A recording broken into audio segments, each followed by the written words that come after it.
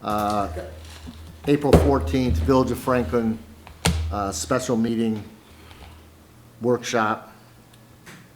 We're not doing roll or agenda. So, the purpose of this initially was to be a budget workshop, which we will do partially, although I'm not sure we have 2 hours worth of budget work. So after the budget work, we can pick up on some of our prioritizing and some other items that have come down the pipe in the last week or so. So Mag, why don't you start with what you want to accomplish So today, budgeting? briefly, I'll go over some of the questions that were asked at either at our last budget session, but most of them came out during our last council meeting a couple weeks ago that pertain to the budget. So I'll provide some additional information there. And then what would be the most effective thing to come out of this meeting, and the goal is for council to help identify what our goals are going to be in the next budget. It's essential to narrow down what strategically we want to be spending on in our next budget before I can even give a draft budget, because I need to have an idea of what projects we're going to have moving forward. So we talked about some projects that have been funded or spoken about in the past at our first strategic planning meeting. Today is the opportunity for council members to give their feedback on that, tell us which projects you support. If you're supporting projects that were not discussed in the original strategic planning, that's okay, but let's discuss them now, because today when we end this session, I want to have a good idea of where we're going to be prioritizing budgeting funds moving forward. After I get the priorities done, after today's council meeting and then the following closed session, we will go ahead and get you a draft budget to start looking at. If we need more time, we have a month buffer, and we can always push back approving the budget into June, but otherwise we should be ready to go for May. So during our last council meeting, when we were discussing some of the budget questions, a few questions arose. One was regarding building department fees. If you look at our current budget, you can see that there's a balance in the building department of about almost $700,000. And the question was, why is that there? How does that work? How do we use those funds? So those funds are regulated through the state, and they are earmarked to only support the building department. The exact language is the legislative body of a government shall only use fees generated under this section, which is the revenue source that's going into this little pool of money, for the operation of the enforcing agency, which is our building department, construction board of appeals, or both. So those funds everywhere have always been restricted. What's different and interesting this year is, as I went through our budget, there are a number of general fund items that can be earmarked and put over out of the building department to be paid for, operationally speaking. So last year was one of the first years that we had moved a portion of certain staff salaries where that staff spends time supporting the building department over into the building budget, which was good. That was positive to see. Things that we were missing that should be allocated over into the budget department that were not previously, I did a full audit of everything looking at that. And the purpose was, is there anything that we can put over in the building department that's approved expenses over there that would alleviate some of the funds that are coming out of the general fund? And the answer to that is yes. I found over $41,000 of expenses that we've been paying out of our general fund that actually can be allocated over into the building department. And I'll circulate a spreadsheet of those, but most of them are just around the operations of the building department. For example, we can pay a portion of our utilities to support the building department, of our phones, of our internet, of our IT uses all go for the building department. There's a portion of our communication expenses that go to the building department. There's definitely a portion of our accounting services that go to the building department. There's a lot of accounting that happens specifically for the building department and keeps track of that. And then in addition, there's a portion of my salary that can be allocated to the building department. On average, I spend about 8 hours a week doing and managing the building department functions. Some of that is because Bill, our building official, only works part-time, so when he's not here, I would be the next one kind of in line to troubleshoot and answer questions. Other parts of that come from me interacting directly with contractors as they're coming through, answering questions, keeping them on pace there, or even down to, me answering the phone for the building department, scheduling inspections. Because we're short-staffed, the portion of my time is definitely supported over there. So that was a positive that we found from that question. Like I said, I have a spreadsheet I'll circulate, but approximately about $41,000 this year you can expect to see come out of our alleviated stress from the general fund and thus build back to this building department fund, which has plenty of funds to support that. Another question that we really had was a lot about engineering invoices, engineering totals that we had paid for on projects, and sort of where we were at with that. I went back to 2020 and did a full accounting of all the engineering invoices that had been paid out, what projects that they were allocated to, where we were at with those projects. And again, that's in a spreadsheet that I will share. But the cliff notes in that is that since 2021, the village has invested over $30,000 in engineering services for walkways and pathways, and at least half of those were earmarked specifically for this Apple Tree and Irving path. So we've spent a lot of money on this path. It's close to the finish line. It's one of the things we talked about when we looked at strategic planning. But I do think that's something important to frame and keep in mind as we've spent a lot of money on engineering. There really shouldn't be more engineering costs associated with that project, or if there were, they would be limited. But that I think is important when you're considering your priorities. What have we already invested in, and what should we just move over the finish line? In addition, thus far, we've spent about $17,000 to $20,000 on engineering for the sidewalk on 13 Miles. So that would be another item that we have talked about, that we've spent a lot of engineering on, that we need to kind of decide where we're going to take that next. Another question we were asked last time was to clarify, what services the Southfield Township provides for us versus Oakland County versus our clerk, and how those are broken down. So I have a good record here of that, and that's all attached in the spreadsheet that I will pass out. But for the most part, we still administer and collect some of the taxes over here, all the summer taxes. Of course, the township takes care of our elections, assessing services between the township and the county, our animal control. Oakland County takes care of our marriage, birth, and death certificates. Bloomfield Township Clerk is where you would go to get any passport applications over there. And our clerk is responsible for publishing all the records of the ordinances, providing certified copies of village records, issuing oaths of affirmations, filing signed contracts, processing all insurance and renewals. They play a role in some of the finance, just as far as checks and balances and reviewing the allocation of funds that are going out. They're the secretary and the record keeper for the village, preparing all the agendas and the minutes for the village, and takes care of that record there. Lastly, we had a question about garbage and rubbish. Switching our contract from GFL over to Priority had our garbage contract increase significantly. And part of that is because the contract we previously had with GFL had us locked in at a low rate. So even if we had renewed with GFL, we would have been expected to pay more, and then switching over to Priority increased. For example, our previous trash contract had the trash pickup services at about $15,000. Our new one is $27,000 a month. So definitely increased. The reason that was brought up, and something that we should look at, is because we collect a separate millage by charter for garbage and rubbish.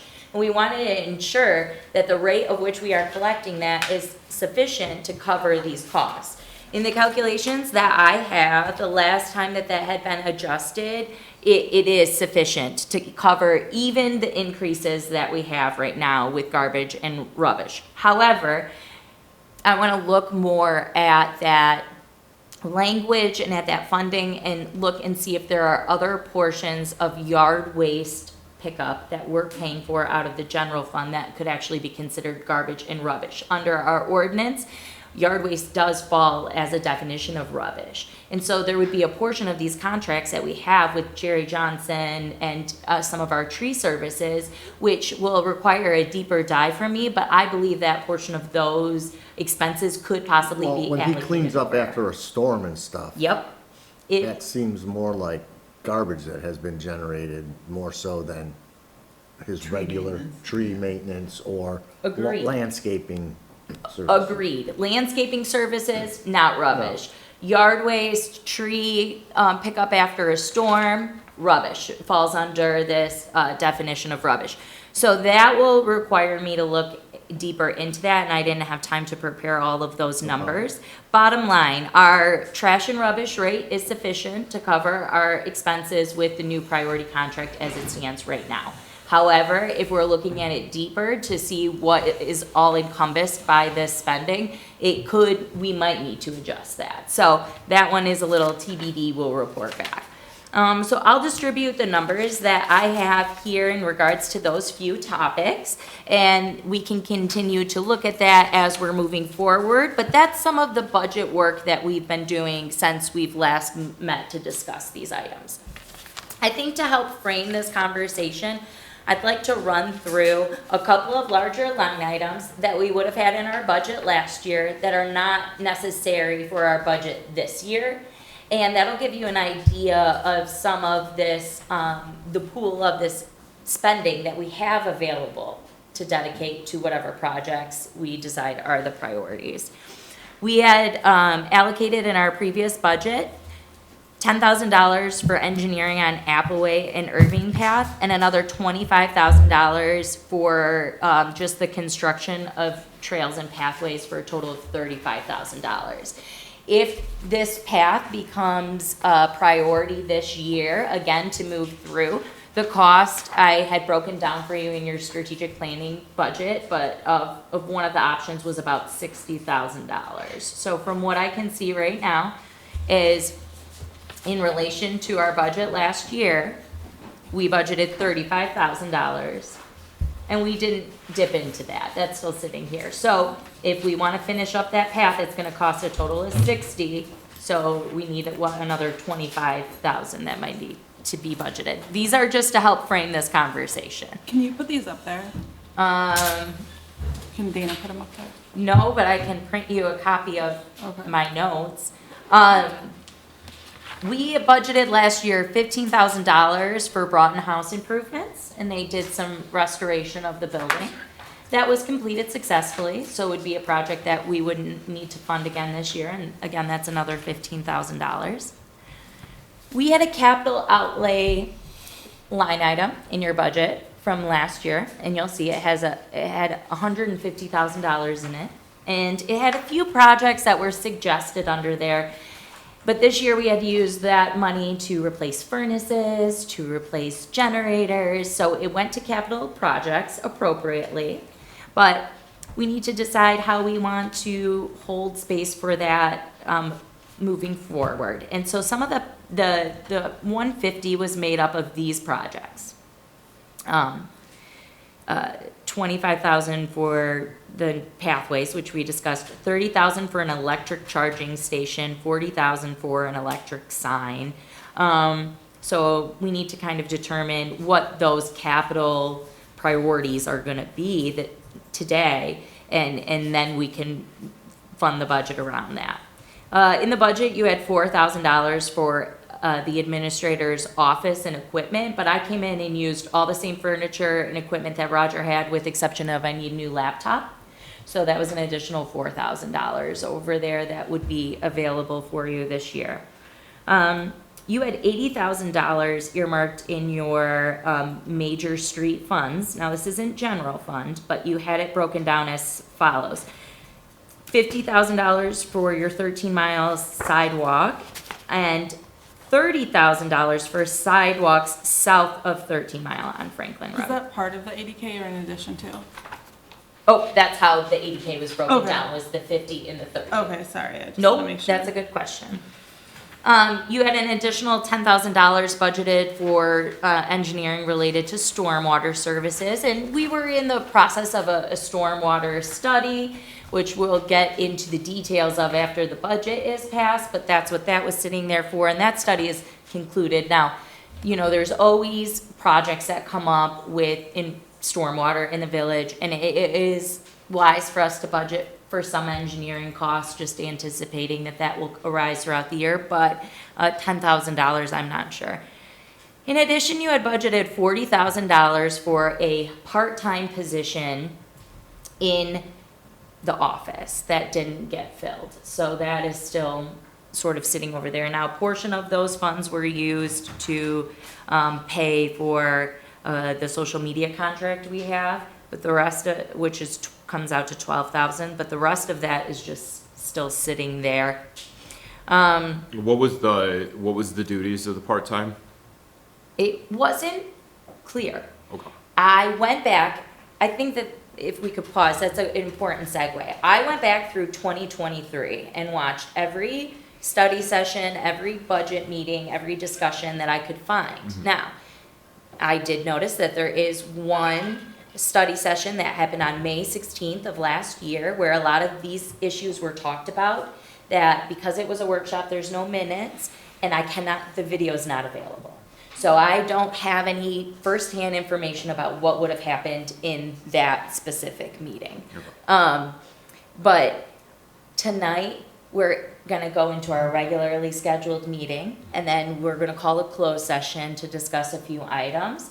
One of those items will be a discussion around salaries and around positions. So I would hold your questions Yeah. until we're there. I mean, I can answer them Yeah, for of you, course. but know that we're gonna have time, and I've prepared a memo with all the important information I can find, so we can kind of pick through that there. But I just, as we're having the budget conversation, want to bring that up. Additionally, we had budgeted for $10,000 for a public relations consultant, and that was in regard to you going for a Headley override millage. Now, we may need a consultant in the future when we look at possible other millages, but that wouldn't be something that I would suggest budgeting for this year. As soon as I get through this, I'll make this Spend copy. that on Karen Cohen, because she helped us with the, She did, and so did Andrea. Prior Okay. to her having a contract as a social media consultant, she was Okay. brought in and helped a little bit with the Headley override and worked on the Pickering Barn. I'm not sure. Okay. We might be able to pull it up and look, I but just wondered if you were classifying it as unspent funds, or if you think it was spent. I don't know the answer. it would be, I couldn't speak for certain, but it's my understanding that it was spent. It would just be a line item this year that I Yeah. don't need Got it. necessarily. So when we're talking about projects, how much money do we even have for projects, some of these will help. And then Sorry, the Yep. Headley override, what year was that? 2020, do you guys? It was an election year, so it would have been 2022. 2022. Yeah, It was the so same this election wouldn't cycle have I been was for the on. Headley override. Yes. This was last year's budget. I'm guessing that it probably just got left in the Yeah, I'm budget and thinking it didn't did, get yeah. removed out of the I think budget. there was discussion about potentially asking for a charter amendment. I don't remember that we did any work on a charter amendment, but there was significant work done on Headley, because I remember Karen Roger and Karen couldn't get it together. That was Did it for over the- 2022. yep. That was for two? Okay, Yeah. okay. And that would have been So then for this just two, would so have been this- carried over. Yeah, it All looks right. like an expense that's been carried over. Yeah, okay. And then we had a smaller line item, just over $2,000 to replace street signs and poles. So that would be another thing. Yes. Is that the final one? So I know there was 20K allotted to the bicentennial. I don't see that. I don't know what line item it would have been.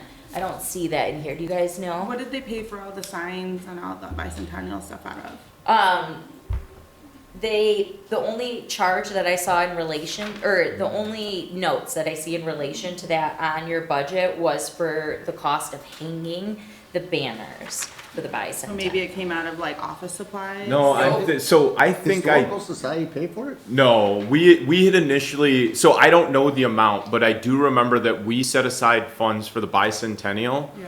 that because all of the groups were coming together. And so what we were saying is that we would commit some of the resources to it. But the signs that you're seeing out there were part of a grant that was put together, and we were awarded that grant. And then I had asked a question for a follow-up on whether or not we've where we were at with expending the resources towards it. I don't think the village ended up committing funds to, I don't see that in the To budget, that, so but- that would track. yeah, me, so but like I your don't question know. about like the Franklin Historical, or the Franklin Baseball League, like canvases that are on the light posts, for instance, that say like bicentennial, I don't know where that would The have come out. Historical Society funded those. Oh, okay, so there you go, I don't know. that And we- Main Street contributed a little, but But for from their this year, separate I'm just budget. asking, so there wasn't money, There's no no, extra money? not from what I can see, there isn't a line item in our current budget that we're operating off. So, operating off. So these little line items just came from my initial, like, pick through the budget. It's me looking at kind of where we have money where, and like what I think we wouldn't necessarily need to budget for this year, and would be open to that discussion.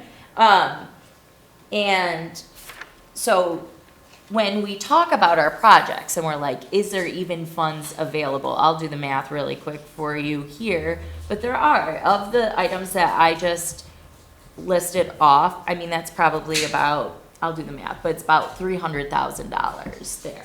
So, and that's normal to have projects change or things wrap up that you would be able to budget for other items. So I'll make a copy of that to give to you guys there. I'm gonna distribute your budget follow-up questions from the last council meeting, and that's where I have all of my spreadsheets and accountings after this meeting. Yeah, it's about 336K. You're Sweet, right. thank you. That was Good just math. my 336. Okay, so with a little bit of that information and kind of framing, what I think would be great is if we could move in talking, now let's talk about year 25, 26. What are some of the projects and that we want to be funding? What are some things that we want to move over the finish line? What in your opinion, when you've been looking, what are some things maybe that you don't want to fund or you do want to fund? I gave you some initial ideas of projects we had talked about when we did our first strategic planning. We can start with that list. You don't have to be limited to that list.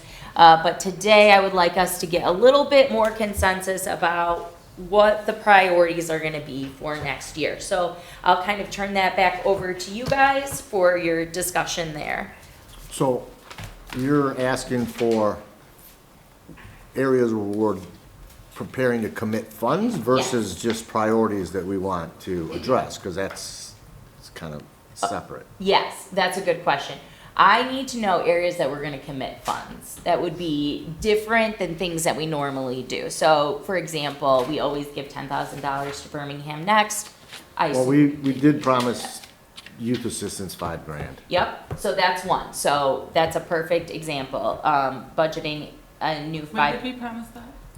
Well, we didn't give them the the CBDG. CBDG funds. But I don't know When did we that, promise? yeah, I We don't didn't know. promise it, but we said we would look at committing $5,000 of budgeted funds consistent with the fact that we give Next 10. funds 10 every year. And when we discussed it, it was sort of like, okay, if that's the case, then we could cross Next and youth assistance off the list of CBDG funds. And that's why we were able to give it this year to the baseball league. But I think we should be careful, because I don't know if CDBG funds are going to be distributed because of what's going on. So, I don't, Well, I mean, the other thing too is, right, like when we were having the conversation, if I remember it correctly, I don't remember it was, we're going to allocate any amount of money towards Birmingham Youth Assistance. It was just that we wanted to commit CDBG to an organization within our community. And specifically, what we weren't getting a lot of information on from Birmingham Youth Assistance was how many people from our community are receiving services. So we also had some questions around how they do with their reporting, their administration of the funds, those type of questions that I don't think we've gotten any answers to. I haven't had any follow-up appointments with the Birmingham Youth Assistance. They Yeah. did send over a letter that requested that they receive financial support from us as a budget allocation. And it was a pretty generic formal letter. Birmingham Youth Assistance is requesting, you know, for your council to consider a $5,000. I haven't even touched base. No one from them has reached out in No, they've reached separate out to of me. that, and I haven't talked to anyone. They've reached out to me, they've reached out to Chief Lawson, who sits They have. on their board. And I think they would like us to consider it as part of the budgeting process like we have with Next. It's a simple ask to ask them to give us a little write-up to answer some of the questions that David has suggested. There are a lot of other things they do. They do give a lot of assistance at the high schools. So, I think that it's also important that tonight is just a work session, so we can't take any, Yeah, no formal right. votes. Yep. So what we'll do tonight is I'll take notes, where I can follow up, I will. And then I'll put this together in a summary for us to kind of look at, and you'll see these things sort of reflected in a draft budget. And then we can discuss them there. That would be the time when the draft budget comes back for us to actually, ratify the budget or to pull something from the budget. So I will add that to our list here to kind of follow up on and to think about possibly giving an allocation of $5,000 over to the Birmingham Youth Assistance. When you had previously circulated the communications plan, and again, I want to Yes. kind of partition like social media coordinator from the communications that you were planning on because they were strategically different. Things like the emergency alerting. Do you need funds allocated for that? Or are they contemplated in there already? Great question. So those are, like, for Code Red is what David's Yeah. referring to. We've already included those in the PD budget. So when we went over the PD budget, they were already in there. So Okay. we have accounted for those. Okay, that makes sense. Additionally, I don't know how we want to go through this, because again, it goes back to what you were talking about for priorities. One of the things that we previously talked about was, again, an engagement for like remote participation within the council meeting. Yes. So, I don't know how much we would allocate towards that, but again, that's something that I want to continue to pursue. I agree with you, and I will say that the cost associated that was pretty limited. It was mostly a small, maybe possible equipment upgrade so that the speakers are easier to hear, basically, and then to upgrade our Zoom account with them. So I can get that accounting for you at the next meeting and build that into the communication portion of the budget, but it should be relatively small budget impact to move that through. unless we have to hire someone to sit here Exactly. at each meeting and manage, because Dana can't take notes and run the clerk position and interact with residents trying to get in and out and all of the Agreed. problems that come with it that we dealt with in COVID with not microphoning down and things like that, and people just chiming in when they don't really have the authority to chime in. So it takes someone to mute them all and then mute them back on. So it's definitely more than just the cost of figuring out how to stream it. And I think that's an important point, because like even in our last meeting, we had a trustee joining via Zoom and it's not working. I have a limitation. I cannot engage in this meeting and be troubleshooting IT at the Yeah, same it's not time. even- You It's really, not impossible. It's not in your job description. like the way that we run the technology here and remote participation is something we really need to look at, because it does require It's not staff super time. costly. I mean, we're No. only talking about doing it for our meetings, not Yeah. every meeting. So we're talking about 12 days, Yeah. 12 days a year, 4 hours, that's 50 hours a year. Couldn't we pay a small subscription fee for an AI note taker? Yeah, I think we need to look at tools. Like, We have an AI note taker, So Dana but that can doesn't be- help with remote participation. but No, no, Dana as can far be as, like, running freeing up Zoom Dana. instead of Yeah. taking notes. Like, there's tools and technology that accounts for the the functions that we need. I think that we need to start looking at infrastructure of your communications. Like, I want to put money towards your communications plan. And I'm talking about infrastructure, like operationally. There are AI tools that take notes, that transcribe notes. Summarize There's notes. video, summarize notes, sentiment, how much people talk, what they say, what the tone of their speech is. I mean, we can have literally stats that are automatically performed for us. Plus, you can go back into, you could type in a sound bite you're looking for, which saves you a So tremendous we amount of do time. have all of that. We Is have, that part of I'd our rather pay a high office schooler to- subscription? yes. Dana, what program do we use? What is it? Otter. Oh, we've got Otter, okay, okay. And it is very comprehensive like that, like to what Angelina's saying. So it recognizes voices with names. It definitely transcribes verbatim what's said. You can get a summary of the notes afterwards. So I agree that we need to look at how that is integrated with the actual clerking position and see how that's working. Because we do use this software right now to record all of our meetings. We do get AI generated notes, and then it's my understanding then that Dana goes through, because it's still not perfect, Right. and cleans them up and gets them where that they need to be. But that's a good point. And are we using this tool to its full extent, and how is that integrating with time of other staff? Those are good points for sure. And for Zoom meetings, like, once you have the settings set, Yep. no one can speak once the mic is off. Like, after open public comment, you can close the chat room. Like, these are not, COVID was 4.5 years ago. So the features that they've added to virtual meeting platforms are intended to, adapt to the current environment. And I personally loved how many people were engaging with us during COVID. Like, that is the reason why we have sidewalks on Franklin Road, because we were able to get people who are at home to speak up, to voice their opinion, engage with the public, didn't have to sit here and wait for public comment. They could drive home from work, call in their public comment, close it. It was like a very easy way for residents to engage and work, travel, and other obligations around their issues for the village. Point of order, should we be taking public comment at this workshop? Well, we can at some point. We're talking about our budget. Yeah. I just want to make sure we don't miss it Yep. and someone We doesn't have say we public can comments open We've it. got people here that want to. We can do that. People here that want to speak in general and want to speak on things that you plan on speaking about later in the meeting.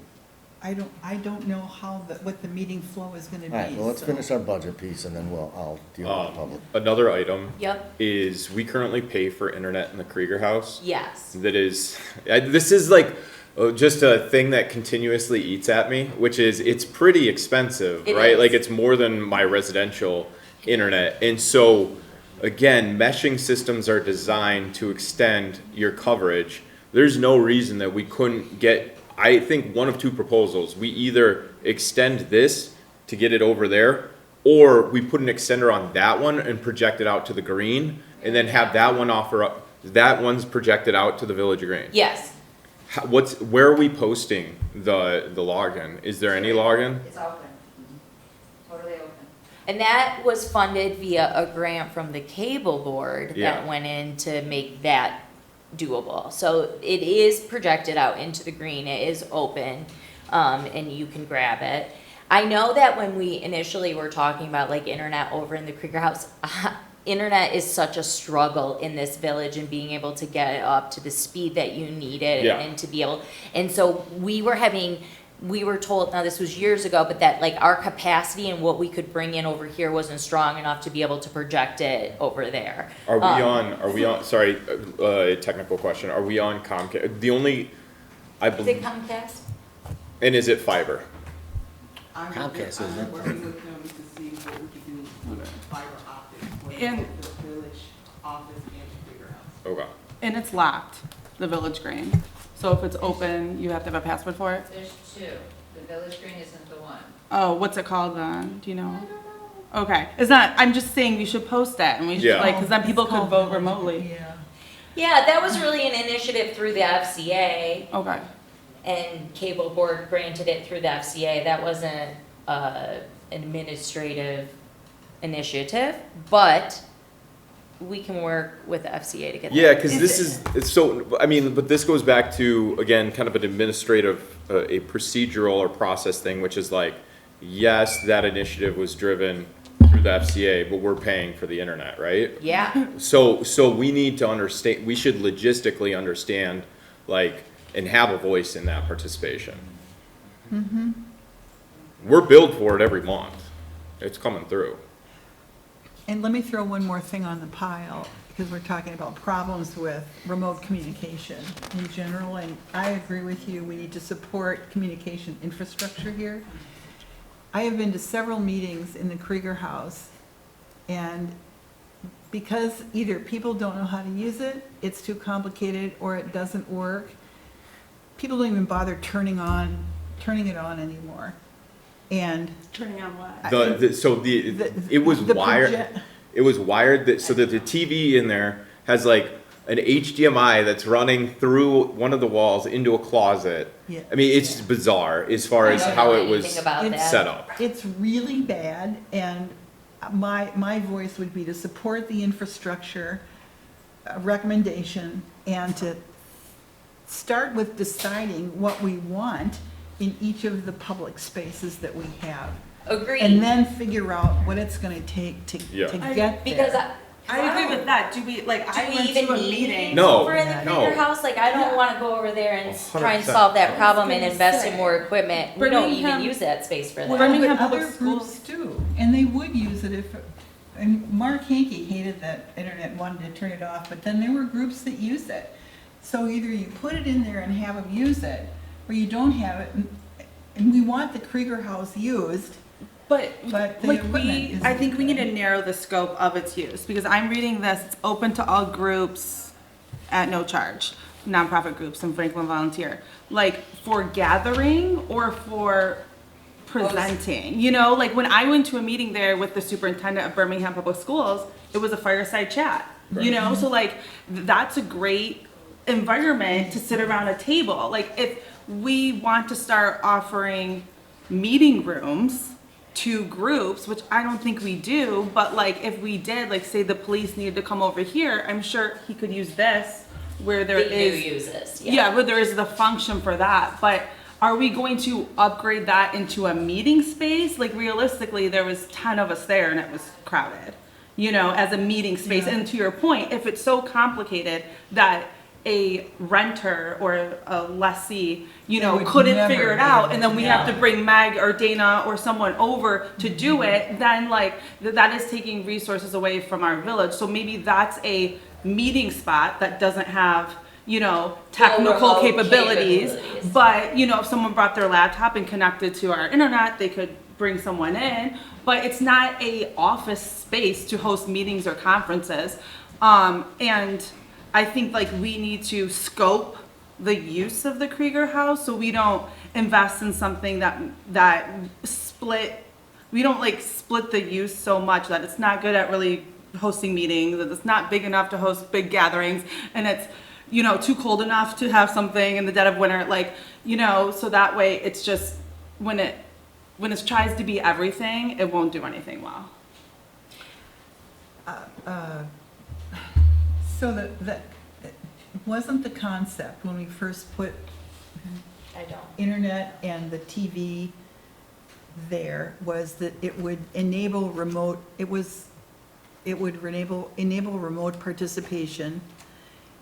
Why don't we have our meetings? Well, no, I mean, this is the thing, right, is I don't remember the conversation or whether, it may have predated me, to be honest. I don't remember when it was put in, but my philosophy on all of this stuff is like, either commit to it or don't. Don't put in a TV and then have a webcam that's like, I don't even know if a webcam's in there. So then you're hooking up your laptop, you're putting it through your computer, and you're better off just working off a laptop to begin with, Well, that's right? what people do now. Right, and so that's where I'm just kind of like, unless we're gonna put in a full media center in there, right, with a smart board, then you're not gonna, it's gonna continue to be that use, which is not worth it. It's just not going to be used. I mean, a more appropriate, if we were going down that venue, more appropriate venue would be the library. Do any of our commission board meetings occur there?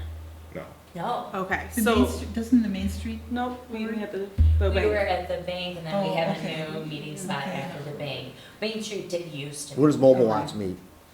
Mobile Watch sometimes meets in here and sometimes meets over in the Krieger, but they don't need the screen and all of those But they're capabilities. not The affiliated. the Are they discussion affiliated we're with the having right village? now is eliminating some of the technical support at the Krieger House. We're I not think talking what I'm- about eliminating the Krieger House. No. And I think what we're. You can't get what rid of I'm it. I mean, we hearing- have to No, support I it. actually do support some But I mean, scaled down use of the Krieger House. I think I that mean, we have to heat from, it and- from what I'm hearing is we need to decide how we're using the Krieger House and make sure that the resources we are currently dumping over there, which would be like our internet and those type of things, Okay. are active, accessible, and are serving their purpose. In regards to the plans that were historic to allow remote meetings in the Krieger House, I think we're kind of past that point, and sort of what I'm hearing is that might not be something we're spending and investing more equipment in over there. We just need to make sure that the Krieger House is open and available, accessible, that internet is there and is the right, is fitting that need, but not to go in over there and equip it with remote equipment. Is that Yeah. track? Okay, these are good discussions I mean, I to think, have. given its current level of dysfunction, Yes. and the fact that anybody who might have wanted to use it has given up, Uh-huh. I reluctantly, because I think it's not forward-looking, but I think reluctantly, yeah, I think that is the right answer, because to save money. I would just point out that the bank will no longer be available after this month. I know, we already So I have don't know what another your spot. plans are for that, okay. I already have a different spot for Yeah, Main Street. okay. In regards to the Krieger House, I kind of see it as like a 2-season, 3-season room, like as you would have in your house, especially if the baseball league wants to use it. You know, they're mid-April through early June. Are you talking about the house or the barn? The house. The house, okay. Yeah, it's, if they want to use it for, you know, concession storage, like, I want it to be functional in what its purpose is, and then not drain resources for something it's not good at. So I totally hear what you're saying, and if I could provide some additional perspective. Yeah. So, one, like, we heat the Krieger House, you know, we turn it down, but we're still paying, obviously, and there's a function of that you would always do to maintain the building and make sure that it's cared for, right? But I would argue we heat it a little bit higher than that, right? Because, so there, if you look at your budget, the revenue that we bring in from the Krieger House is so minimal. I think it's like $1,000 Not a year. even. Yeah. It's not utilized very well. Now, that's a whole different discussion about programming. Is there a better way to utilize this space and all of that? So then there's this idea, I thought about it a lot in the winter, like why are we paying so much to heat this area when we don't use it that often? And then I would have to eat my words because I don't really have a good conference space. So during the day, a staff member sits in over here, your code enforcement, and this is his office. If I need to have a collaborative meeting with multiple people, I either need to remove him from his office or I need to find somewhere else to meet. And that is often, and there is no space in this building to have a confidential conversation. There just isn't. We can all hear everything at every time, and unfortunately, that's not always accommodating to us. So right now, I have to do one of two things to handle that type of business. I either go over and borrow the conference room from the PD, which they're very generous with allowing me to do that, or I have to take people over to the Krieger House. Let's go to the Krieger House. So are we using it often? No. But do we use it? It is sort of like this little safety net of a space because we don't have a ton of space over here. So when I think about it strategically, I have a really hard time like thinking about like maybe in the winter, kind of winterizing the building and closing it up, maybe then we would spend less in utilities. That could work. You know, I probably use the Krieger House the most as a staff member for separate meetings. I could probably arrange to take the meetings that I would take in the Krieger House at the police office. Do you know, just real quick, based off of the budget, what we spent last year on the Krieger House? It's like $19,000. Just the building, not including the internet, 20,000. Just building and grounds. What is that, what was that allocated to? It's to the Krieger House. Yeah, What, fine. can you Krieger pull House up is the fine. Krieger I can House? tell you. We can tell you what kind of expenses. It was less than it's on here. 1,000. What were we paying for utilities and internet? What Did else you was we- break out utilities or as, on that? On the Krieger None of House? that is my numbers. Those are, we're getting this from your budget Yeah, last year. yeah. This is the Okay. 2024, 2025. Like the budget that we're currently in, none of that is mine. Yeah. So 20,000, that includes your internet, utilities, Jen. No, it doesn't. janitorial It's separate line items. It says 19,480 for buildings and grounds, another 9,900 for house utilities, and another 2,000 for repair and maintenance and supplies. Are you talking about Krieger House or Broughton? Krieger House. Oh, Krieger House expenses, you're right. Yeah, yeah. And then communications too. Are those all together? The Krieger House expenses are together. Oh, you combine them? Yes. Yeah. So we wouldn't, okay. So about, what would you say, half or a third? For, Communication expenses that go towards the Krieger House. Well, where, is it, what line item? I don't know what you're looking at. We're It's spending about a- 25,000 Spending a lot a of year. time on Krieger House Yeah. in our very limited time So today. true. Okay, Okay, so we, I can put together an accounting of the Krieger House so that you can, similar to what I did with like your building department, HRC, so we can kind of look at what we're spending on the Krieger House and where it's going to. may I make a suggestion? Yes. If this is not the forum to talk about that, what is the forum? Yeah, like, there's no agenda. Like, well, no, this is I'm not saying this it's is not the forum. No, this I'm is an saying honest is question. We have an hour and you have a lot of other items on No, your no, I priorities that you want to completely get agree. to. The reason that I bring that is not a loaded question. That's a sincere question of like what we do with the Krieger House and how we analyze like the cost benefit of it is something that needs to be continued, right, for a dialogue. Are we putting it, does it belong in a committee? Does it belong in a workshop? Like, Could I maybe Yeah. make a comment? So, you're not wrong. This is where we do that stuff. Somehow we've got to figure out a way to allocate the time. What level of detail is acceptable to the council is, and what decisions does it make Well, sense? again, if for- you wanna ask the Maybe I question, could just but- finish yeah, my but- sentence? Sorry. Go ahead.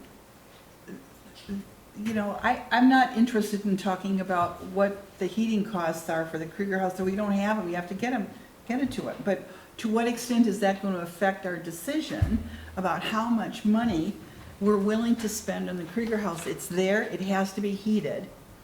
So we're gonna have heat bills, we can cut out some utility, internet costs.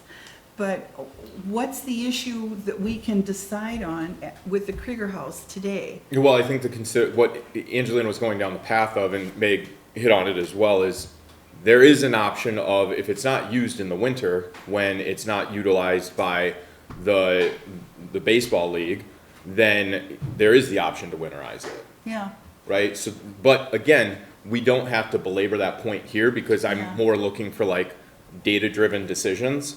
And so we can wait on it. I just want to make sure, do we need to have a workshop moving forward? Do we allocate it to a subcommittee to continue the conversation? If I could make a suggestion, from what I'm hearing, I think that we should start with me doing a Krieger House report and get us all the information, put it on a regularly scheduled council meeting as an agenda item, and then talk it through there. And then if we are in a regular meeting and we decide like this is becoming so much more intense, then maybe we consider putting it in the responsibility of an already existing committee or creating a new one. But then that would give me time to be able to speak more specifically to it, but that's a good question. So for me, on my notes right now, I'm gonna do a full, like, accounting of the Krieger House and provide some suggestions and allow space for council to talk about that. And I'll do that and keep it on our May meeting agenda. It sounds to me like where we're going today is, what are exploring opportunities to take costs out of the operating budget? Is that what we're doing? Make sure, yeah, if there's an opportunity to not just spend for the sake of it was in the budget last year. Yeah, okay, so she gave us a report on what she thinks we can pull out or should be taken out. I'm good. We've talked about the Krieger House. We said, maybe there's some ways to take out some operating costs. There's gonna be a trade-off. Okay, good. So I would be interested in the hour that we have, what are the high-value items on the topic of taking costs out of the operating budget that we need to talk about? Can I have a question? Just so scope, Krieger House, does that include the Krieger Barn, the restroom? Should we table all of that?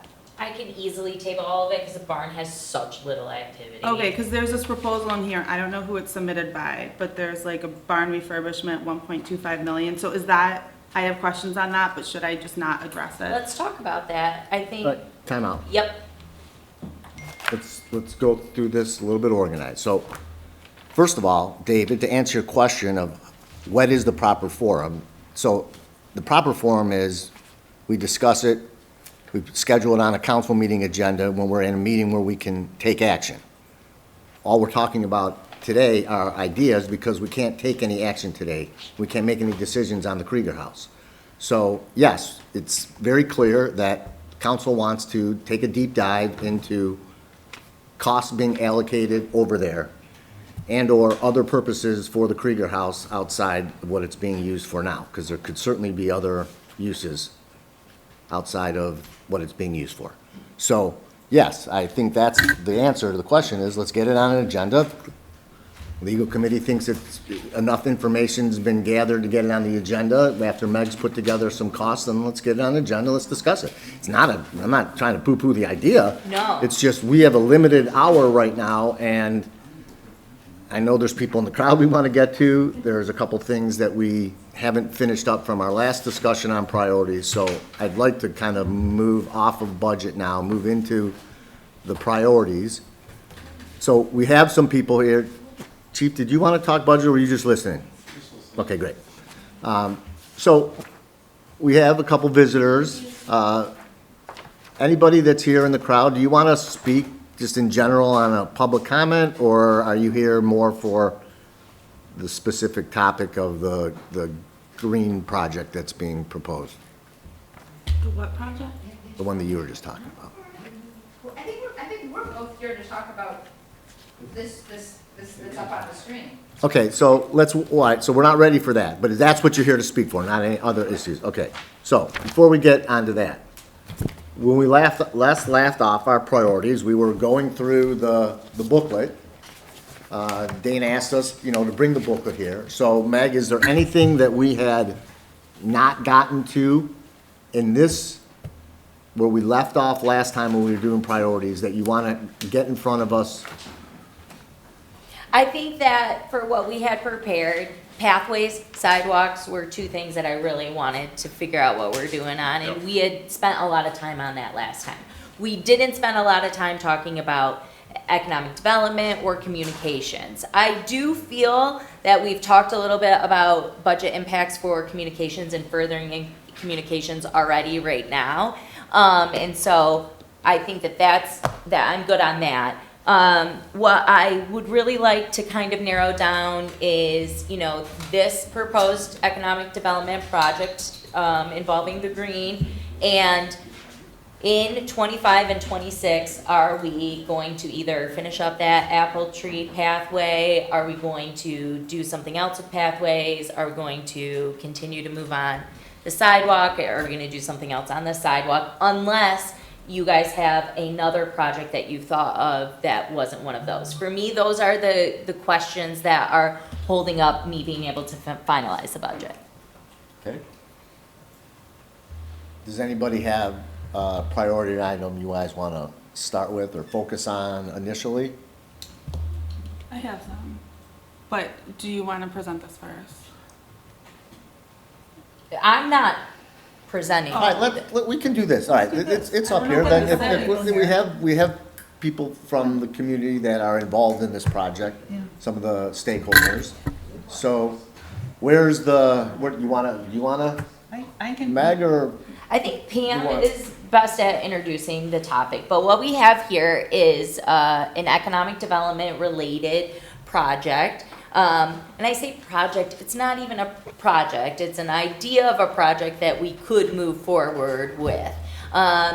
Susan, as the Economic Development Director, has been predominantly involved in these conversations, and they've been very collaborative, but I haven't been in the meetings, though I've been very aware and have great contact for what's been going on. So just to speak about it in detail, I think Pam probably could provide more information, but yeah, we have been absolutely involved in getting this going, so.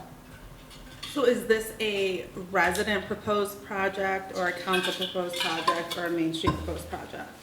Like, was your role as a council member in this, or just as a Anything I resident? do with the village is as a council member.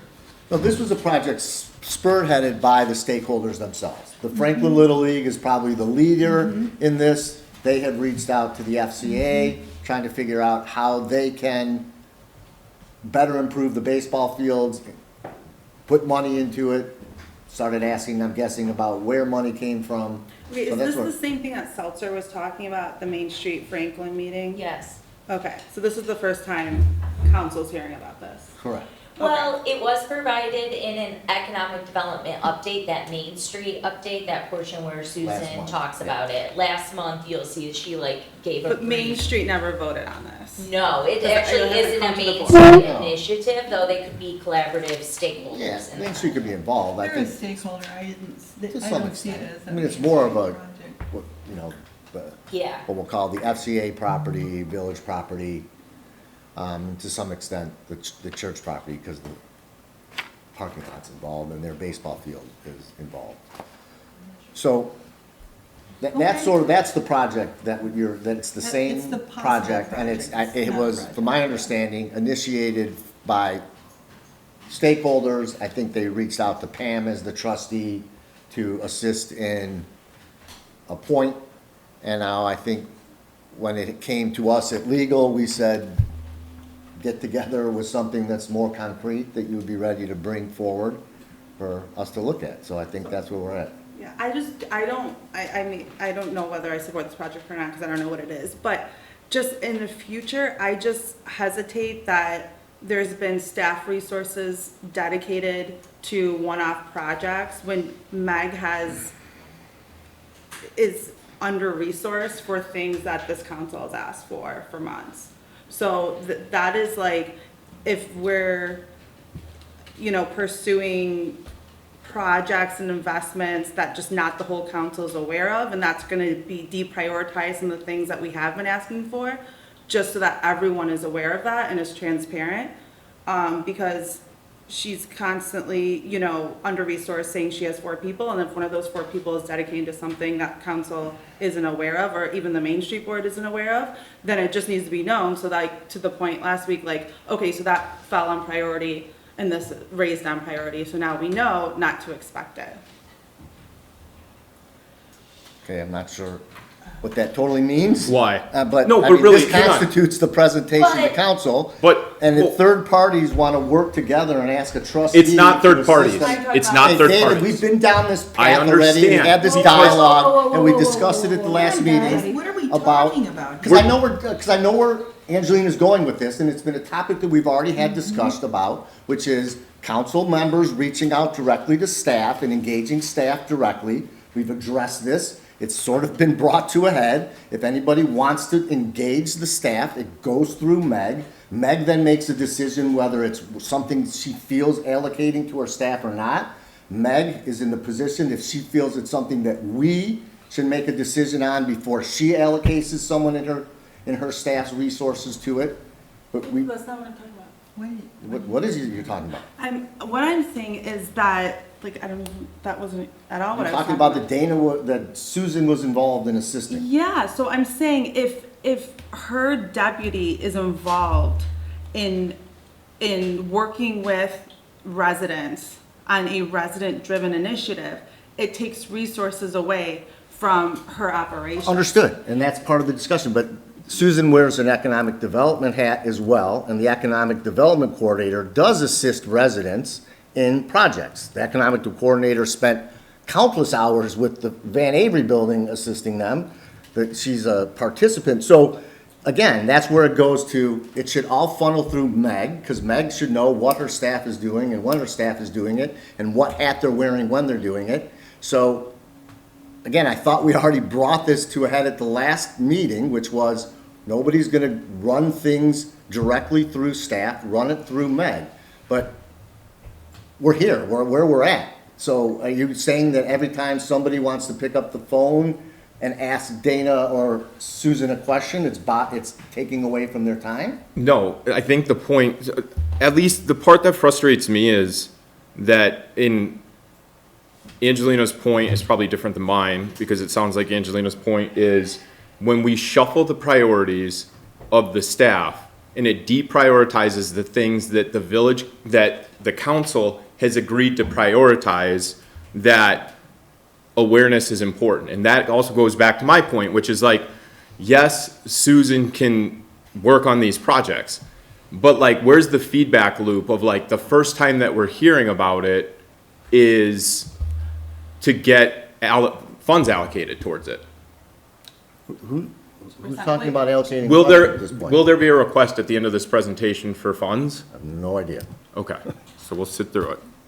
Like, again, I am not opposed to it, I'm just saying that when we have village staff and a village council member on a community-driven initiative, it feels as if it's coming from the community. And then for us to be sitting blind and reacting to it is, I don't know, I just struggle with it, but that's totally fine. Again, I want to support all of So, David, a the, council member can spend her time on whatever time she wants, doing whatever she wants, engaging with people in the public. This whole dialogue comes down to whatever few hours Susan has allocated to this project. And outside of that, it is nothing more than some residents residents and stakeholders in our village that want to figure out a way to collectively enhance the central part of the village. And yes, it looks like to this point, some time by someone on the staff got there. But I can tell you that our staff does a lot of things for a lot of people, including people sitting up here right now on a daily basis, that also takes away from their time. So if you want to go down that road today, then that's fine. Let's waste the next 45 minutes having that okay, dialogue. so we're gonna sit through this presentation, and when we get to where the resources are coming from, you'll understand my point. That's fine. So that's what happens when we listen to residents' projects. So are you saying we shouldn't listen to the project because there's a chance they're going to ask us for money? No, I'm saying visibility early on so we can assist. This in is the driving- visibility early on. I don't understand what's not the visibility early on. We told them to put together a presentation that's worth looking at, and that's the point. Somehow along the line, staff was involved, which has clearly upset you, and we've now put a process in place to eliminate that. So what should we do? Throw the project away because we got to this point? Wait, I have a question. What is the process in place for residents to engage Susan as a project manager? Okay, I'm gonna weigh in here. I, as the administrator, can dictate where Susan's time is, and it is common that we will have a group of residents, maybe they're, oh my gosh, I could give you a million examples of where we need to meet and have village representation and answer questions, and it's Susan in an economic development role that I would send her to go do those things. And whether that's like meeting with a new business or a new consultant or a new idea, somebody wants to bring something to Franklin, I don't necessarily have space on my schedule to do those things. And technically Susan's economic development, so I have the authority to say, yeah, you need to go do that. And I do take an approach where I try to get us involved early in conversations right away so that I know what's happening in the village, especially between our collaborative partners like the FCA and the church and the library, the Historic Society, because for years we've all been rowing in different directions and we've kind of been working against each other. So it is definitely my strategy right now to sort of infiltrate all of these groups. That's a really aggressive word, but where we have representation right at the beginning, so when people are cooking up ideas or events, I know what they are as an administrator and I'm able to A, assist where I can, and B, be like, that's not happening, that doesn't work here and there. And so when this kind of comes to fruition, it's the end of January timeframe, and like they're going to be meeting to discuss the Village Green, I'm instantly like, yeah, Susan, go over there and talk about it. The last thing I want is a project that is meeting without village input that then gets way further down the line than where it should be, and I have no idea any of the specifics. So I'm like, yes, Susan, go sit in those meetings. So she does, and she comes back and gives me all of that information and updates, and immediately I'm like, this doesn't fly, or this doesn't work here because this wouldn't, but okay. So I do have, I hear the concern here for sure. I have a really hard time as your administrator, as someone that has the authority to dictate staff time, being able to say that that is different than me sending Susan to a library board meeting to talk about like a millage increase or something, in the way that it's me dictating staff to go figure out what's going on and report back for village involvement. I do agree with the fact that like we can't be making projects, initiatives, and expending funds in the name of council when council hasn't looked at it, and that's why this is coming forward. And I think timing here is very sticky because we're having these budget conversations right now, and it just so happens that that's the timing where there's actually something to present, an idea to present over here. And so I can see the point of like, oh, okay, so you've, maybe been cooking up this idea, and now that we need money, you're gonna just slide it in over here. That's valid, and I will argue that there is a component of just general timing here, from when they had started meeting to me forcing us to sit down and talk about priorities, where this has kind of crossed wires and come to a head. If budget was already done and it was the middle of the summer and they have something to share with that, like the tone would be different because it'd be a different timing. However, expending village resources, including staff time, is something that we need to be cognizant of, and that falls to my responsibility as the manager to dictate who goes where and when. And it's so difficult to draw a line in the sand and say I should have asked for permission to send Susan to those meetings. That's an overstep, and I don't think that's what you're suggesting at all. I haven't heard that come out of anybody's mouth, but it does get into this, like, where is staff spending time? Well, staff's spending time where Meg is sending them to spend time. I like your strategy. What I didn't realize was that resident groups who have an idea, because a lot of people come to me with ideas, Yep. can go to you and ask for village support for the idea. I'm just giving you an example, right? Yep. Ice creamery, We need to or get back on track. Budget meeting. ice rink, right? Like, Yes. people are texting me, hey, I have an idea, and I'm like, come to council, Yep. present your idea. If council agrees that we want an ice rink, then we can we can vote on ice rink's a good idea, and then Meg can allocate her resources. That's what I tell people. People are like, I want a pavilion on the green. I want to do barbecues. Come to council, state your idea, let everyone hear it, and then if we agree that's a priority, Meg can send it. I want to have a barbecue. Come to council, engage with us so we're all on the same page, and then Meg can direct. That's what I thought the process was. I didn't know that I could go to, I of course would go to you, but I didn't know that I could go to you to say, hey, I have a group of 5 moms who have hockey players. Can I do a Can point you of give order, them please? some This is a of budget support? meeting. I don't want to talk about the process of evolving a community idea to fruition. I really want to talk about the budget. We are now 43 minutes away from the Aren't council. we talking about ideas? You're talking about a process. I would like to respond to David's concern about being blindsided. I would like to talk about how this got here and I would like to ask for the council's support. The punchline is, I'd like support to take the next steps with this. Which is what? Well, did you guys read your emails from Wednesday afternoon from me? It As went- Meg knows, I've been communicating very frequently with staff, so yes, I read it. Okay, good. Did you take a look at yours? No, not since Wednesday. But nothing's been sent out since Wednesday. Oh, okay. I had invited every trustee to call me Oh, you can just, for questions, and some did. Some emailed me. I didn't hear from either of you, and when you said you were blindsided, I wanted to. 1 week is not notice. Well, so Wanna let me, say, like, the time? let me respond to that, because I think I can. So bear with me and just wait until I'm done before, I'd rather not be interrupted if you don't mind. So remember that I was the council liaison to the Main Street Board until the election, and Angelina took that spot. Back I don't in, think you, I Just let her finish.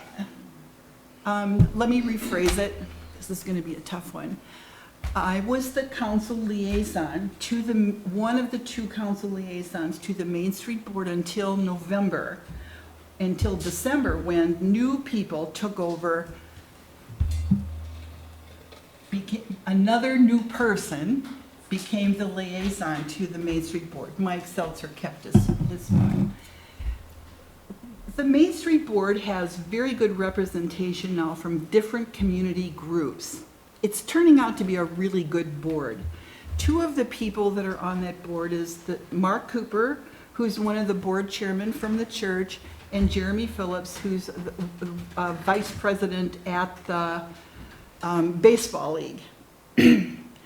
Both of them have talked about being able to participate. The baseball league had already committed to upgrading their fields, and they were coming to Main Street for some support and advice on how to raise funds and what they could do, etc. The church has talked at that point was talking in general terms about how can we be better community partners. Great. I listened and rolled off that board.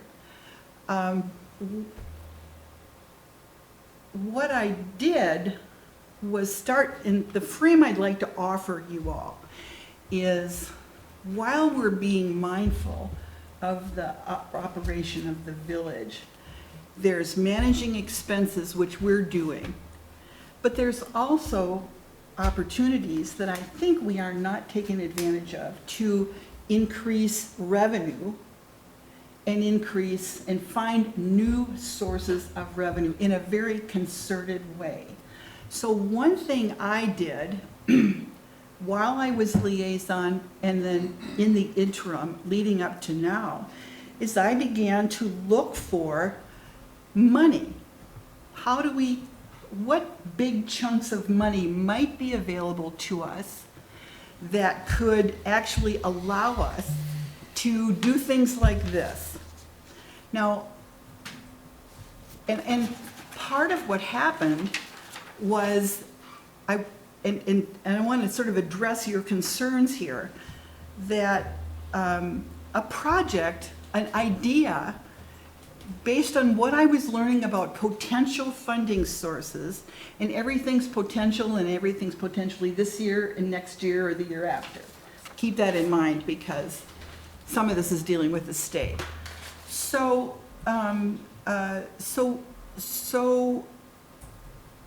because of the comments that Mark and the FCA needs some repairs to the tennis courts, because of the church's desire to be a more full partner, that's why they joined Main Street, an idea began to evolve, because I also started looking at what kind of funds might be available to us.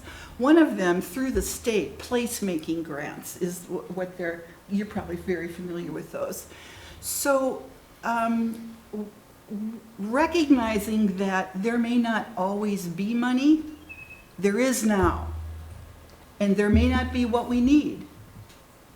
And I haven't gone any further than developing an idea to the extent, and this is the decision I own, that was developed enough so that I could give you a picture of the thinking of what could be a project.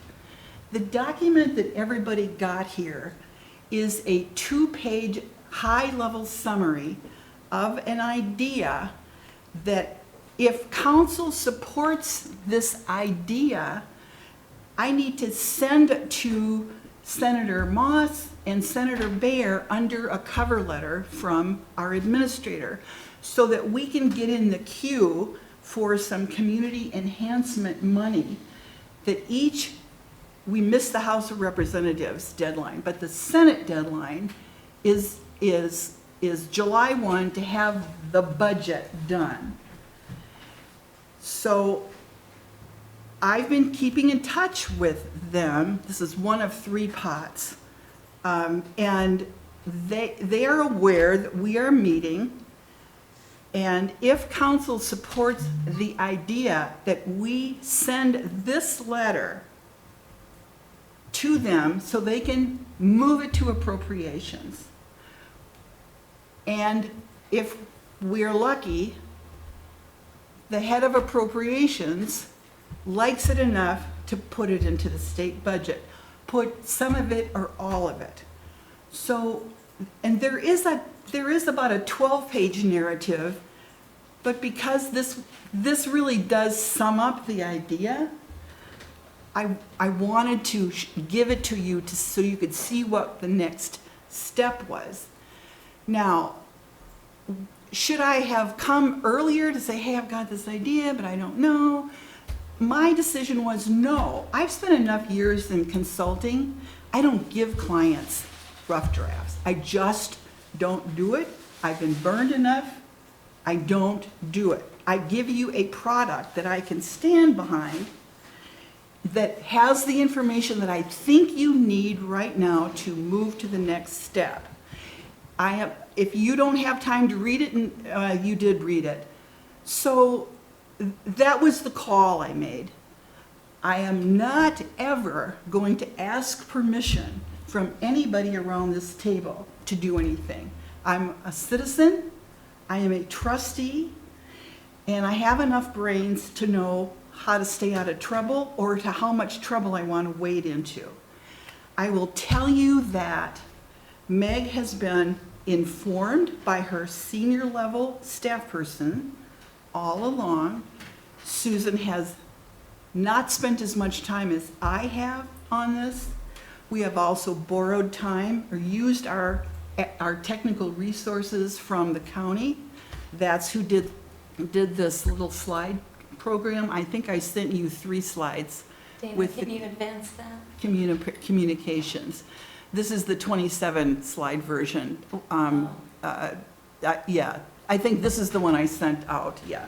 So I wanted you to know kind of what the scope of the project, the potential project was, what we were trying to do with it. And honestly, it's really about finding big chunks of money, not bake sale money, but big money to help us keep the village beautiful, maintain its history, and follow through on some projects that have been in the books for quite a long time. So that is the background I think I can give you to maybe respond to questions. So, thank you, Pam, and thank you, Meg, for the backdrop behind it. My frustration comes rooted out of the fact that the 2 things that I am extremely passionate since I've been in this role is to remove siloed conversations and to get us into a responsible state with our budget. I support allocating money towards things, but we are running towards a deficit head on. And Meg, you hit it on the head. What truly motivated, the reason that I am worked up over this is because we were given, and again, read it at face value. I received 1 week's notice on this. And the way that it's lining up is that we immediately have to turn around and vote on a budget. I'm guessing this is asking for an allocation for that budget. This is a time-sensitive matter at the state level. So like for me, I'm like, if this was a and the other thing that this village historically does is it drags its feet on monotonous things and rushes big decisions. And so with a quick turnaround, with no context, I feel backed in a corner where it's like, do I support the baseball league? Of course I do, right? But that doesn't mean that I'm gonna rush a decision just because there's a time-sensitive matter that could have been shared earlier so that we could have these thoughtful decisions about a commitment forward. May I comment? Sure. I don't, it wasn't cooked enough to share it with you, number one. Number two, I think, I actually was aiming for this meeting because it's a budget workshop. Number three, there is gonna be a request. I'd like us to put $30,000 to $40,000 in the capital outlay fund. And let me explain why.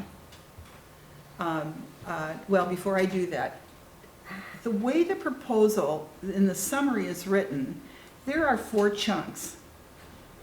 The baseball league, the church, the barn, and the FCA tennis courts. There is a huge probability that some state senator is going to say, well, I like that part of this, but I don't like that. We built it, the letter and the idea, because some funder might like another component. It isn't an all or nothing. It's pieced out. Now, the baseball league will remodel their fields no matter what.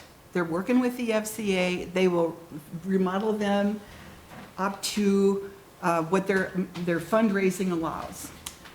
The church has got to replace some equipment, but they have what they have and are not dependent on this for their survival. And they're also looking for other grants from foundations that fund churches who need new HVAC systems, for example, to survive. The village barn, the Krieger barn, you know what? It can sit just like it is and be used as a storage room and just sit. It can. It's the tennis courts, the FCA will do what they're going to do with their tennis courts. They're not in great shape. They're still playable. And eventually they're going to become solvent enough to replace or repair them. So this really was a convergence of, there might be some opportunity out here in the grant world. There's some stuff that needs to be done. And there's people to work on this in the village. I wrote a lot of this. The county wrote some of it. Susan wrote none of it. Susan spent several hours on this, which I felt, and I'm not going to even go there because I think honestly, it's a ridiculous discussion. But think about it, since we're at a budget meeting, the decision we make today is, do we think there's enough here that we want to say, yeah, send that letter to Senators Moss and Bear? There's no pressure on this. It may not get through appropriations. There's no pressure. Remember also, and we've had 2 experiences with this in the last 2 years. One pretty good opportunity and one not a great opportunity. But when you apply for grants, especially the grants I'm looking at, which is ARPA, there's still a little money left in the system somewhere, and there's some redevelopment and placemaking money that's available. Both of those have really rigorous application processes. We couldn't get it together on a project that looked really good a couple of years ago because we didn't have the data. We have the data now that we could go and actually complete one of those applications. But in the Pickering barn, we tried. It was a great effort. It was important to a resident. We allocated a little money to planning. But you know what? There are so many things wrong with that effort. It had to be dropped. In this one, some of the basic site control issues are in place. It's just a matter of, do we want to take a chance and go with it? The money I would recommend being placed in the capital outlay fund are for things like, gee, if we get to apply for an ARPA grant, they're probably going to ask for a rendering from an architect on rooms. We have to fix a room layout in the barn. Can you just tell us what this is? Hang on, can we just move to the presentation? Okay. Yeah, Well, because I again, we put budget before the whole idea of I'm what is the trying to talk project. No, I about, know this is a that. budget, I'll be done in 30 seconds. I'm saying that money that I'm requesting we put in capital outlay is to cover incidental expenses that will meet the requirements of applying for the grant in the first place. So, that's what that is. I don't really want to go through the whole presentation. I want you to know that's the land. Those are the affected areas and organizations. And and then there's some historical stuff, isn't there? So We really don't need to go through. we only own number one. Can you go back to the project area? Yeah, I think this is the one that we should I'm just focus on. asking, like, Huh? one is the only property in public The area Krieger- that's owned by the Krieger village. homes, I believe so, right? Yes. Yeah. Yeah, okay, so this is, I don't even know what the project is, but what I'm saying is. It's called the Green. The green, okay, so what data do you have from the community that shows their support for this? Has the FCA put out a survey? Have there been public comments? Is there resident Mark, do you have a comment engagement? about that? You're speaking as one of the principals here? Oh, my God. No. All right, we don't have to go here. The No, it would have answer been is nice yes. if we would have started this with a presentation on the project, so that everybody knew the project before we started worrying about where the money was gonna come from, before there's even an ask for the money. We started asking whether there was gonna be an ask for money before we even heard the project. So, do you wanna No, we don't need explain to the do that. project? This is So the that project. Angelina understands what it What is? are we gonna do with these dots? That's Read the whole that, point. read that two-page summary. Can you give the public a synopsis of it? Since we're, The being project is to, number one, refurbish the village, the Krieger barn. Turn it into a heated, plumbed, electrified, multi-purpose building that will serve as a concession location for the baseball league, a place to gather on a porch, and a single room that can be used for many things. It's a little bit bigger than this, and this room, it's about 600 square feet. And there are some rafters on the upstairs to hold whatever, storage. That's it. The baseball field, they want to refurbish the dirt, some dugouts, some netting, batting cages. Yeah, I think I Was there forgot. turf? Turf, Dugout. well, the dugouts, yeah. Fencing. Nothing super fancy, but their objective is to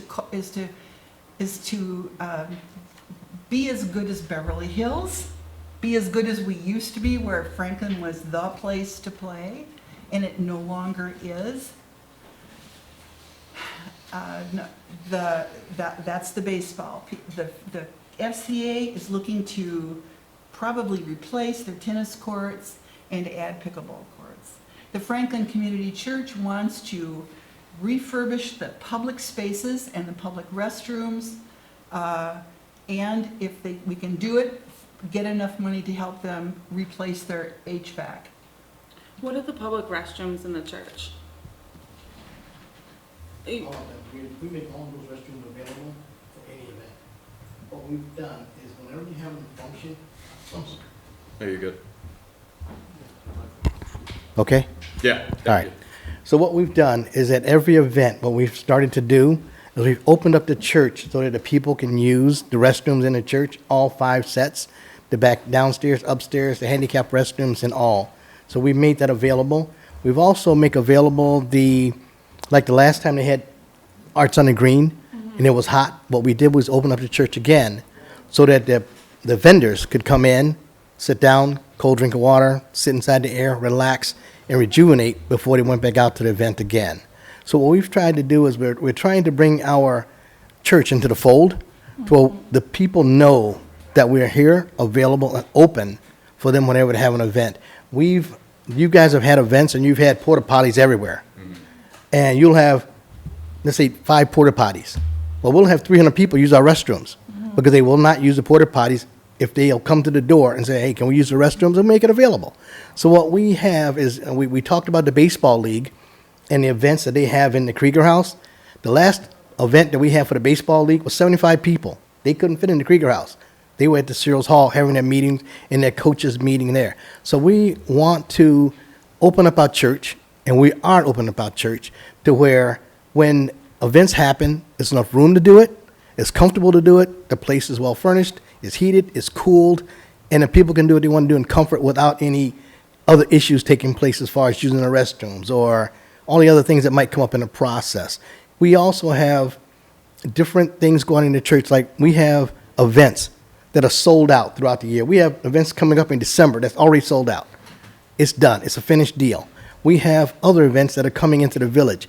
And as I sit and I'm part of the Main Street, I'm part of the Main Street, I'm on that board, as well as I'm the chairman of all the boards at the church. I'm the chairman of all of those boards. I'm chairman of the SPRC, the trustees, the whole ball of wax. I don't know why they did that, but that's what they made me chairman of. But the thing is, when it comes to the church, we're open. And as you have your events, we can go through this village right now, and I implore any of you to go through the village and ask anyone that's in one of these events, you know anything about that church? You'll find 80 or 90% of the people have some affiliation with the church. They were married there, the kids went to school there, they were grown up there, they went to preschool there, and that thing has a really, really, really strong history in this village, and it keeps going. Like the bells went out of whack and wouldn't bing bong. We had so many calls because that thing wouldn't go bingity bong.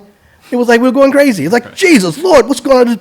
But we had to fix that because it became a solid part of the village. And right now I hear the ideas, I hear the thoughts, I hear let's get the village going. But any businessman knows when they come and they see people, they see crowds, they see people walking around for any event, that encourages them to think, well, maybe this is a place I want to be. Maybe it's a place I want to see if a business will work. And that's when it comes to us moving forward with the village. We embrace you. We're glad you guys embraced us. We really are very happy of how we're moving forward with the things that we want to do. And when it comes to the baseball field, we've talked to the Jeremy and those guys, no problem. When it comes to the I forget it, Rabbi Benzi, anytime he wants, please come by. We have no questions, no problems, no ask. If you have something, as long as it doesn't interfere with something somebody else, come on, let's do it. Let's do what we got to do.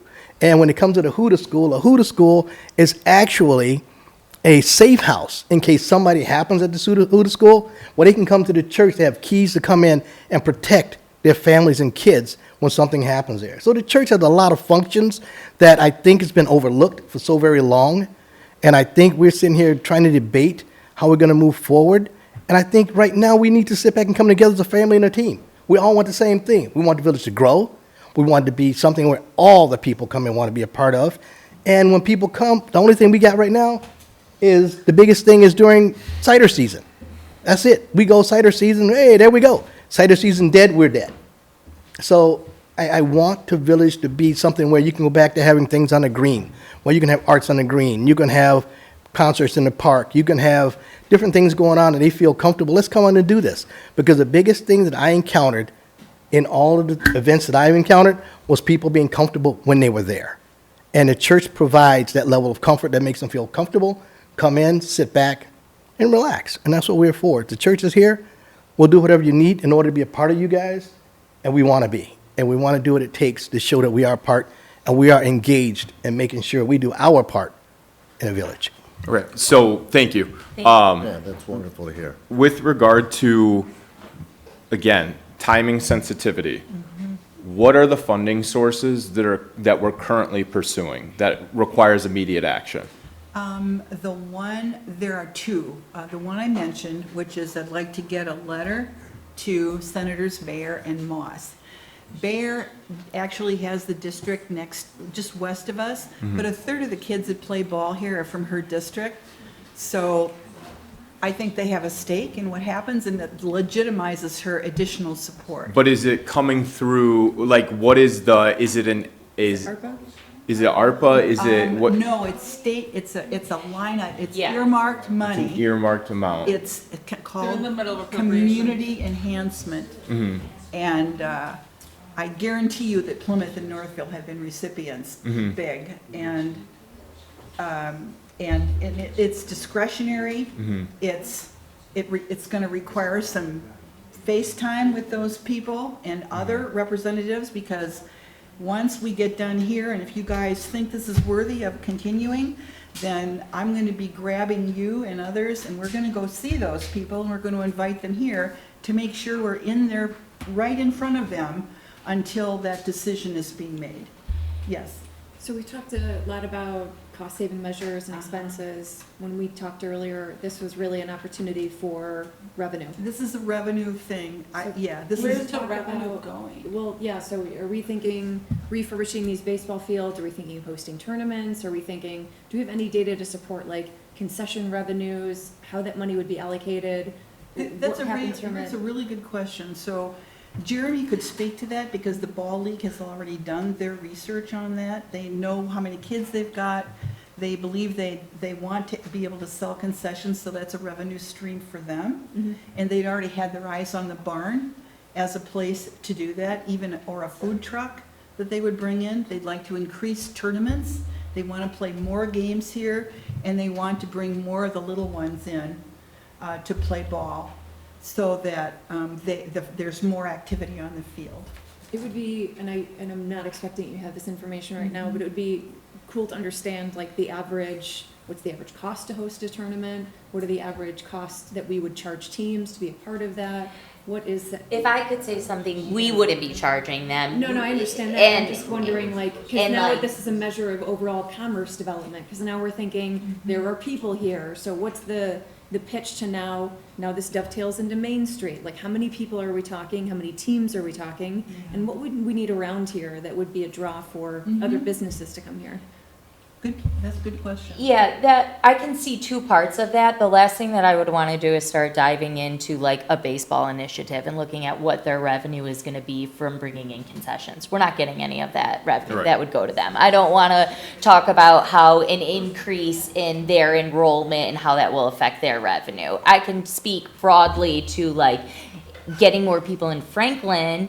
We can get you broad data about what that would look like, but for certain data points from what we're suggesting, they would be more applicable to the individual organizations, as in that it's not going to affect the village. What would affect the village is we're going to have, ideally, at the end, more community members down here, more people from outside the community visiting the fields, and then using our businesses. That's where we stand to gain. It isn't a revenue other than that.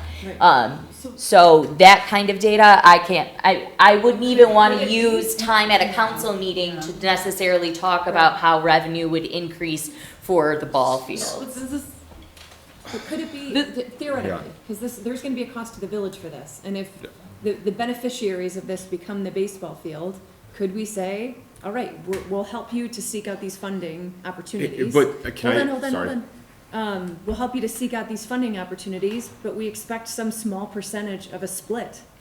Can that happen? I don't really see that happening with the nonprofit of the baseball field. They're already struggling to build their own revenue, so asking for a split, like, that's not gonna happen. And we're not gonna take on any of the administration of those projects, because we don't have that capacity either. But 30 to 40K will go towards the administration of the project. Correct, because the project will affect the overall economy of Franklin. But here's the thing, where are these people going once they come down here? There are no right. restaurants for them to go to, there are no stores, like, we have 2 retail stores That's chicken or the open. egg. I mean, we gotta. But we need to be start somewhere. strategic, so the 30 to 40K, we need to look at, there's a crisis in Main Street, like, I don't have numbers, and I would love numbers from the Main Street director, but in the last 6 months, 6 businesses have closed, 4 of them have been women-owned retail businesses. That's a crisis. Like, we have 2 sip, stop, and stroll places that are open. We have 1 place to sip, maybe. I mean, there's just two places to shop at. So it's like, and then we're focusing on, like, my daughter's right out there right now practicing for Franklin T-ball. My kids every day go to the Franklin Community Church for preschool. I support them. What I don't support is like narrow scoped projects that don't have a overall strategic plan. And I want to see like how this is fitting in. Like, I want to give the baseball the Krieger barn. Like, let them do what they want with it, you know, like retrofit it to your needs for $1 a year, you know, like I want them to use it and fundraise for it. But like, I feel like Franklin Village is still holding a lot of the responsibility and the funding and the administration of these projects, when we should let them use our public spaces for their ideas, and we should generate interest and market those ideas, but it should be in addition to us developing our Main Street area. So your point is, just to make sure I understand. Yeah. It is full support of this, but the bulk of the fundraising, this initiative, the seeking out the grant dollars, I mean, that should rest with the organizations that are seeking this initiative. And so your point is then that money should be allocated toward Main Street projects to help drum up That's opportunities. what I to would make- like to see, yes. Like, I feel like if they need our government entity status, we Which can, they as a are. council, decide if we want to support that and our brand. But,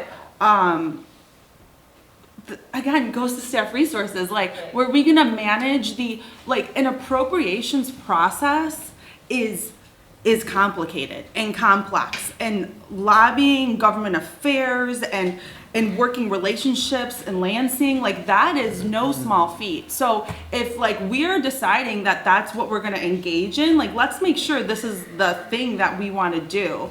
You know, when only 1/6 of the project area is owned by the village. So this will never, I do not view this as revenue, right? This will, it would be, by the time you get to the point where you hit break even, you have to then maintain, right? So we can't look at it as that, which is why I go back to the point of what are we approving? Because this project would have to, like, in my mind, I would never support this outside of a bond, right? Like going to the vote of the people to say, this is where you want your money. So that's where I'm like, what are the next steps? Because if we need to go to, and what makes this time sensitive? Because there's a ton of logistics. We're talking about, for the Franklin Baseball, They don't own the property that's being improved, right? So when we go and we have a conversation, how are we even posturing that conversation? Is it for the Franklin Baseball? What are their rights to those properties? What leases are in place? Like, we don't know anything logistically from that. And then to that extent, what are their requirements of the FCA? Because, and again, like, from an FCA standpoint, I do not mean this this is purely again, this is a complicated thing, and people need to be very transparent, and I'm using that like out of context, but need to be upfront about what are the facts that we're dealing with, right? Because does the FCA have its 501c3 status?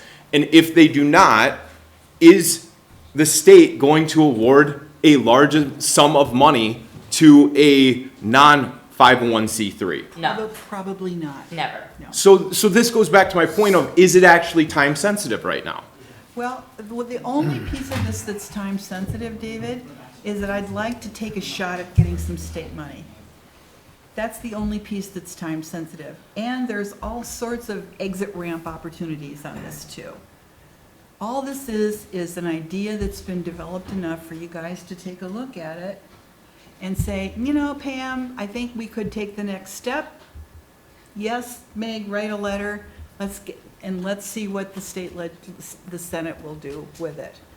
Can I ask Yeah. another question? Yeah. Are there any, so we're talking about this very specific space. Mhm. Those grant dollars, are they eligible to be used on other property the village does own that the council could support? That, because it's time sensitive, we would feel comfortable advocating on behalf of the village for something like that?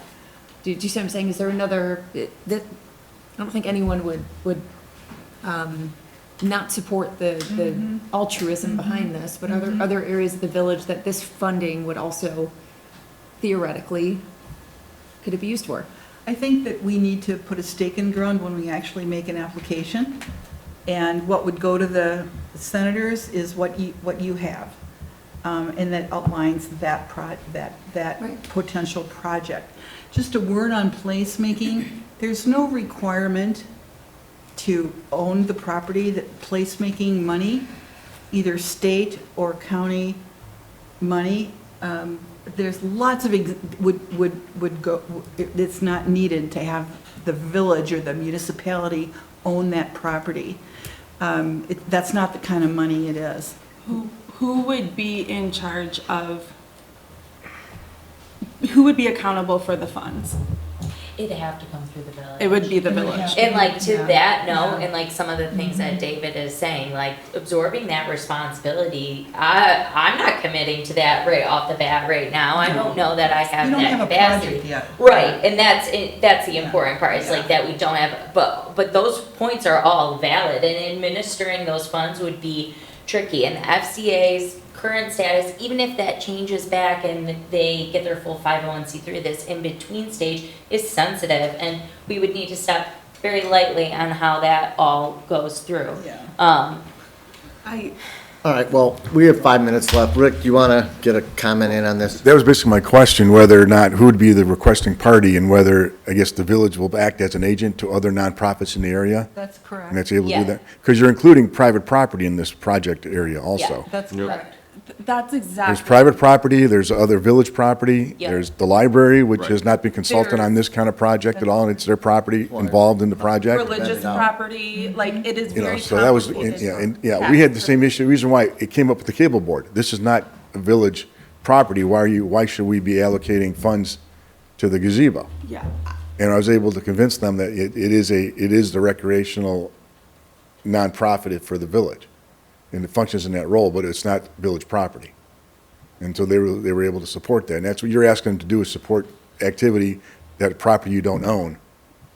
And I just want to make sure that if you're the agent, but, you know, it's got to be very clear to them, my because they will look at hesitation it. is the village taking on the risk, the monetary responsibility, and the accountability for the grant without having stake, ownership, title, easement to any of the properties that it impacts.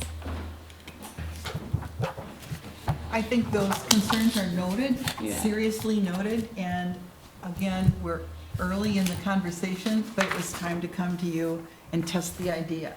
Kim, I'd love to talk about, you get like the pie in the sky idea, right? And then, at some point we have these discussions and then we arrive at some sort of compromise. I'd love to see what other options might there be on the table. And I'm not saying that if we can't clear all these hurdles and that if we get to the point where we've determined that this is viable, I'm not saying that that's off the table, but I'd also love to explore if we can commit, to getting an application to a grant, if there are other applications to that we can agree to, that maybe aren't as robust as this process, but maybe would give us a V1 step of applying for these grant dollars and not feeling like we have to, shoot for the moon on it. But I do really like the idea, and I like what it would bring to Franklin. Yeah. Okay, to wrap this up, because we're kind of still, for me, in a very similar place as we were when we opened this meeting. I don't have a lot of clarity on what the big projects we're going to fund for the next year are. So, here's what I'm going to suggest. Let me ask you a question. Yep. Does the budget have to have an allocation of a project? Can it just be a placeholding fund? So the only place that we could use that is the capital outlay place. That's what I Can't was we just call gonna it say. Future capital outlay? That I'll build that into the future capital outlay, but I'm gonna remove the line items that, basically, I guess I'll put this into your capital outlay and let you look at a draft budget.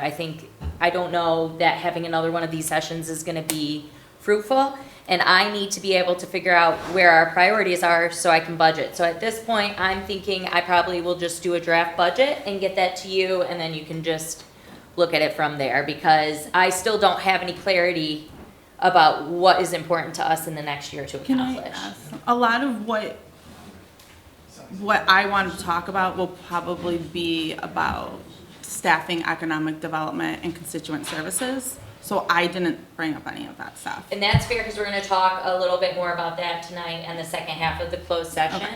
So we'll, hopefully you leave with more clarity on that, as do I, as the budget relates to staffing and positions. As far as big projects, let me see where I can build those possibly into capital outlay and keep a door open for them. And then we can look at that and edit from there.